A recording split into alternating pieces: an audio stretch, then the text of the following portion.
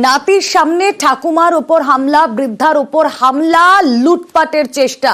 মালদার হবিবপুরে টাকা গয়না লুট, গুরুতর আহত বৃদ্ধা, হাসপাতালে ভর্তি। কথা বলবো সেবক দেব শর্মা রয়েছেন সঙ্গে। সেবক, কি উদ্দেশ্যে হামলা? একদমই, দেখো, বাড়িতে সেই অর্থে বড় কোনো পুরুষ মানুষ ছিলেন না, নাবালক নাতি, তার সঙ্গে থাকতে মা, শাশুড়ি।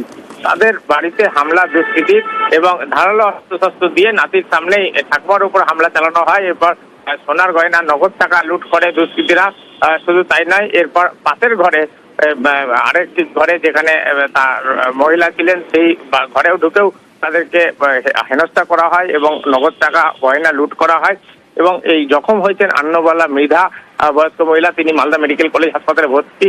এই বাড়ির পুরুষ কর্তা, তিনি সিআরপিএফ জওয়ান, ত্রিপুরায় কর্মরত। গোটা ঘটনায় উত্তেজনা ছড়িয়েছে, চাঞ্চল্য রয়েছে এলাকায়। পুলিশ তদন্ত শুরু করেছে। আর যে দুষ্কৃতী, সে কিন্তু মুখোশ পড়েছিল, এতেই পুলিশের অনুমান ঘটনার সঙ্গে এই পরিবারের পরিচিত কারো যোগ থাকতে পারে। সবটাই কিন্তু এই মুহূর্তে তদন্তের স্তরে রয়েছে। পুলিশ ঘটনা খতিয়ে দেখছে। রুমেলা, বেশ। তাড়াতাড়ি করে ঘরে কে যেন একটা ঢুকে গেছিল। তখন ঘরে ঢোকার সাথে সাথে আমি বুঝলাম এটা আমার ঠাম্মা হতেই পারে না। তো তারপর যেই ঠাম্মা ঢুকলো, তখন দেখলাম যে ঠাম্মার কেউ একটা মুখ চেপে ধরেছে, বালিশ দিয়ে চেপে ধরেছিল। বলেছে গলা কেটে দিব, গলা কেটে দিব, সবকিছু যা আছে সবকিছু বের কর।